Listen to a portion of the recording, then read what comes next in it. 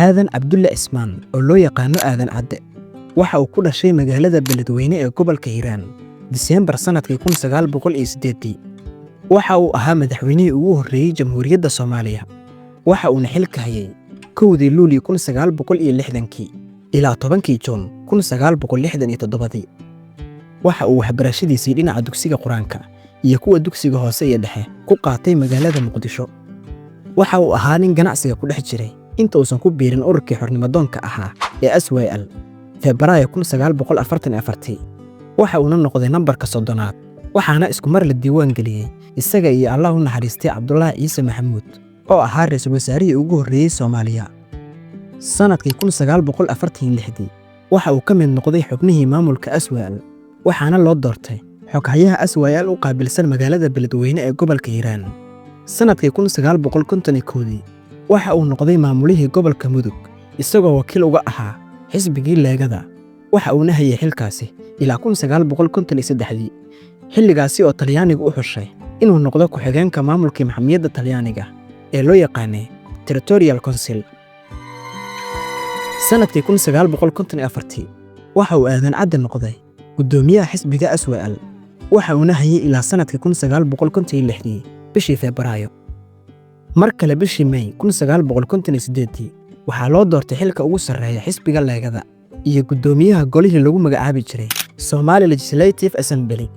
xilkaasi waxa uu hayay ilaa 1 Luulyo 1960 oo ku beegan xilliga xorriyadda Soomaaliya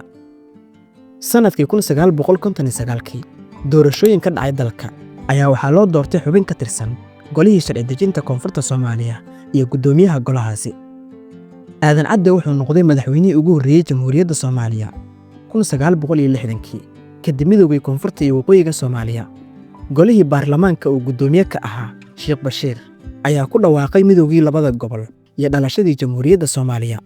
aadan cadde ayayna u doortay inuu noqdo madaxweynaha Soomaaliya muddo hal sano ah mar uu ka hadlayay qiimaha xornimada iyo midnimada ummadda Soomaaliyeed waxa uu yiri Soomaaliya dhageyso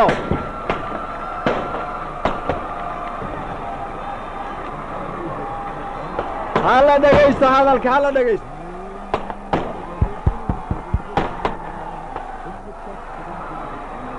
Soomaaliya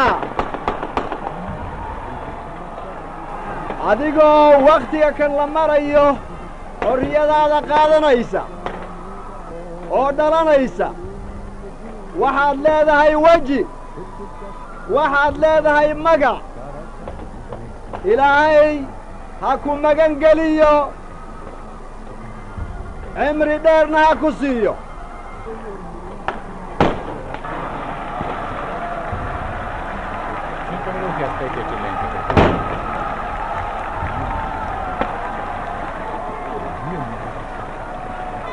Soomaaliya adigoo daqiiqada tan dhalanaysa waxaad leedahay waji waxaad leedahay magac ilaahay ha ku nabadgeliyo ilaahay ha ku magan geliyo cimri dheerna ilaahay ha ku siiyo wadaniyiinta Soomaali anigoo idinkuna ogeysiinhaya qalbi farax badan ka buuxa dhalashada jamhuuriyadda Soomaali iga aqbala inaan wada jir isku faaninno kulligeen kala sooc annaga oon lahayn oo dagaalka aynu soo wada gallay xorriyada maanta noo dhalatay waxa uu si rasmi ah u noqday madaxweynaha Soomaaliya muddo 6 sano ah 1960 ilaa 1964 waxa ra'iisul wasaare u ahaa Allah u naxariistay Cabdirashiid Ali Sharmaake ahna madaxweynihii labaad ee Soomaaliya halka 1964 ilaa 1967 uu ra'iisul wasaare u ahaa Allah u naxariistay Cabdirasaaq Xuseen dawladdii aadan cadde waxa ciidanka xoogga soo hogaamiyay Generaal Daawud Cabdulle Hirsi ahna taliyihii ugu horreeyay ciidanka militariga Soomaaliya waxyaabihii aadan cadde uu la kulmay xilligii uu madaxweynaha ahaa waxaa ka mid ahaa dagaalkii Itoobiya ay ku soo qaaday Soomaaliya 1964 iyadoo ka soo weerartay xadbeeneedka Wajaale iyo goobo kale. Damaca Itoobiya ayaa ahaa inay qabsato Berbera iyo qaybo ka mid ah Soomaaliya, balse geesinimo iyo iska caabin ay sameeyeen ciidanka xoogga dalka oo markan Urdan ahaa ayaa waxay ku guuleysteen inay iska difaacaan Xabashida. Geesiyaashii dagaalka ku shahiiday waxaa ka mid ahaa geesigii aanka ahaa ee Maxamed Cabdulle Xalane. Aadan Cabdulle waxa uu ku dadaalay dhisidda ciidanka xoogga dalka iyo raadinta gobolladii gumaysigu haystay sida NFD oo markii hore Ingiriisku u haystay, balse markii dambe uu raaciyay Kenya. Taasina waxay sababtay in Soomaaliya iyo xiriirka u jarto dowladda Britain xilligii Aadan Cadde. Madaxweyne Aadan Cadde waxa uu xilka ka degay sanadkii 1967 kadib doorasho uu kaga guuleystay Cabdirashiid Cali Sharmaake. Aadan Cadde ayaa xilka si nabad ah ku wareejiyay, isagoona noqday madaxweynihii ugu horreeyay qaaradda Afrika ee xilka si nabad ah uga dega kuna wareejiya si nabad ah. Aadan Cadde waxa uu ahaa madaxweyne daacad ah, isagoo aan haba yaraatee wax musuqmaasuq ama la xiriira lagu tuumin, isagoo ahaa nin dadka oo dhammi ay aaminsan yihiin. Markii uu dalku burburay, madaxweyne Aadan Cadde kama uusan cararin dalkiisa, isagoo deganaa meesha loo yaqaano Mushaani oo u dhow magaalada Janaale kana tirsan gobolka Shabeellada Hoose.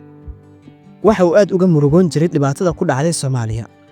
Mar uu la hadlayay idaacadda BBC Soomaali ayaa waxa uu ka hadlay sababihii ku dhaliyay inuu galo siyaasadda iyo sida uu ku galay siyaasadda. Waxa uu yiri, waxa igu dhaliyay Soomaali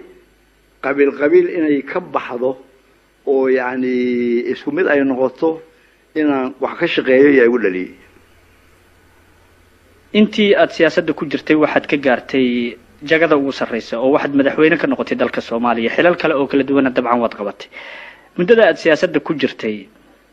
ma xusuusan tahay go'aankii kuugu adkaa ee xafiiska kuugu soo mara ama dhibaatadii kuugu badnayd ee aad kala kulantay maamulkaaga siyaasadeed?